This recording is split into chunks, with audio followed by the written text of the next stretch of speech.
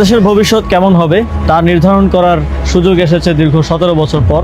নতুন বাংলাদেশ বিনির্মাণ স্বপ্নের বাস্তবায়ন কঠিন, তবে অসম্ভব নয়। যুগ যুগ ধরে চলে আসা বিভাজনের রাজনীতি নয়, প্রতিটি নাগরিকের জন্য জনকল্যাণমুখী রাষ্ট্র প্রতিষ্ঠা, নতুন সামাজিক, রাজনৈতিক ও জিওপলিটিক্যাল বন্দোবস্তের বাস্তবায়ন জরুরি। এই লড়াই সহজ নয়, তবে মতিউর রহমান, তারামন বিবি, নূর হোসেন, ফেলানী, আবরার ফাহাদ, আবু সাইদ ও মুগ্ধদের আত্মত্যাগের প্রেরণা নিয়ে আমি এই পুনর্গঠন ও বিনির্মাণের লড়াই চালিয়ে যেতে চাই। আসন্ন ত্রয়োদশ জাতীয় সংসদ নির্বাচনে আমি ধানমন্ডি, কলাবাগান, হাজারীবাগ, নিউ মার্কেট এবং কামাঙ্গীরচরের একাংশ নিয়ে গঠিত ঢাকা 10 সংসদীয় আসনে স্বতন্ত্র প্রার্থী হিসেবে দাঁড়াচ্ছি।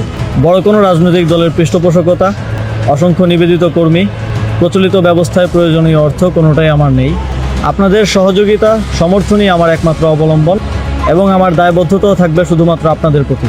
আমি শুধু সংসদ সদস্য পদপ্রার্থী নই, গণভোটেরও প্রার্থী।